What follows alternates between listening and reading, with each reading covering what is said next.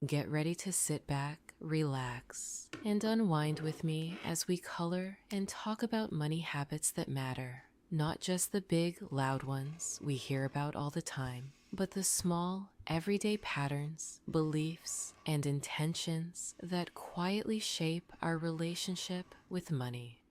Whether you're feeling calm, curious, or even a little anxious about money right now, you're welcome here. Let's walk through this gently, together. Before we begin, let's take a moment. Just notice where you're sitting. Let your body exist just as it is. You might feel the chair beneath you, the way your back is supported, or the way your feet connect to the ground. You don't need to change anything, just harmless noticing. Now take one soft breath, in through your nose. Pause for just a moment and let it out through your mouth. Longer, slower than it came in. That's it. Simply noticing all the ways your body knows how to be here without you thinking about it. You're already doing enough. So, money. It's such a charged word, isn't it? For something so linked to our survival and freedom, it sure likes to invite a whole crowd of thoughts. Some hopeful, some worried, some that say we're doing okay, and others that whisper, maybe we're not. But right here, none of those thoughts are right or wrong. They're just patterns.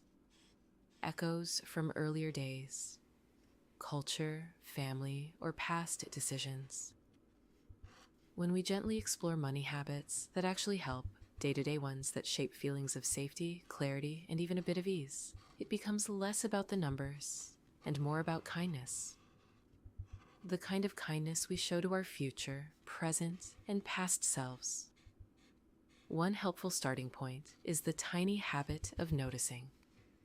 Notice what comes up when you think about checking your bank account or making a spending decision.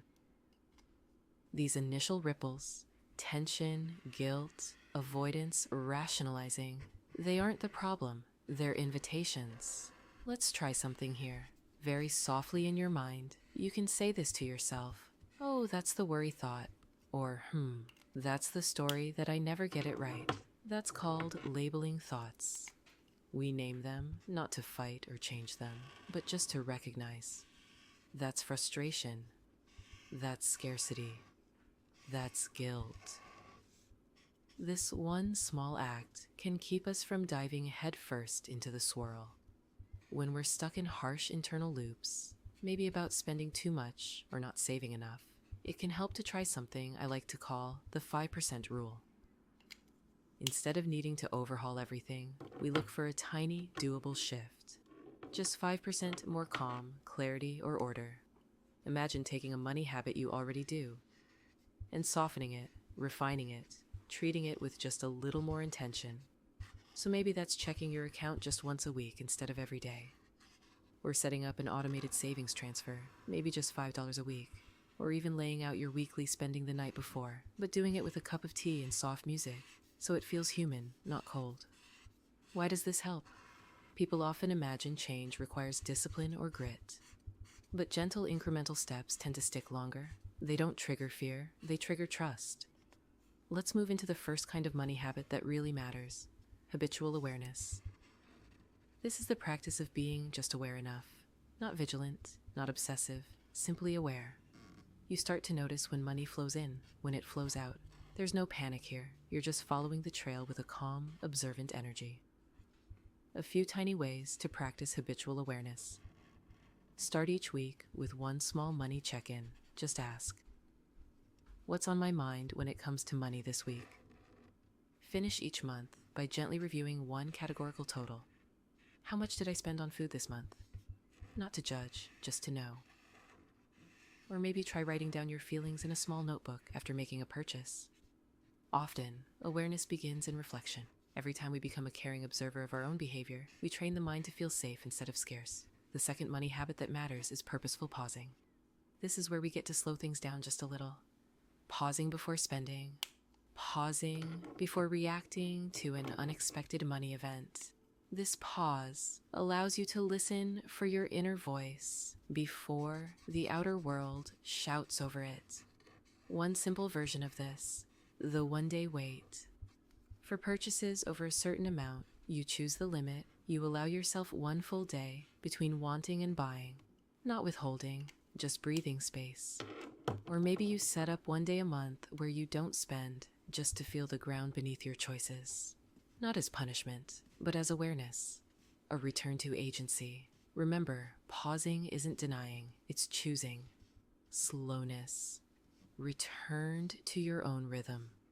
Let's take a little grounding moment now, a small mid-script reset. Just come back to your seat, sink into yourself. Let your shoulders drop slightly if they want to. Feel the weight of what's holding you. You don't have to hold everything all the time. You're allowed to let some of it rest. Now softly scan from the top of your head to your toes. Nothing has to change.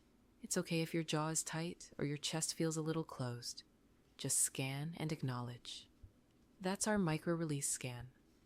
It invites your nervous system to soften. And your money habits? They're easier to shape when we're soft. We make wiser choices when our nervous system isn't on high alert. Let's talk about another important money habit. Anchoring your intentions. Intentions don't have to be grand. You don't need to build an empire, retire early, or pay off every last cent this year.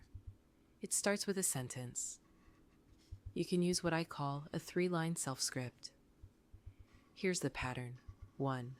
What I want is. 2. Why it matters to me. 3. How I'll honor it today. Let's practice one together. What I want is more peace around money this month. Why it matters to me is because I'm tired of feeling anxious. How I'll honor it today is by checking in with my spending from a place of curiosity. Feel how that sets a tone? Not forceful, but clear. These quiet scripts hold power.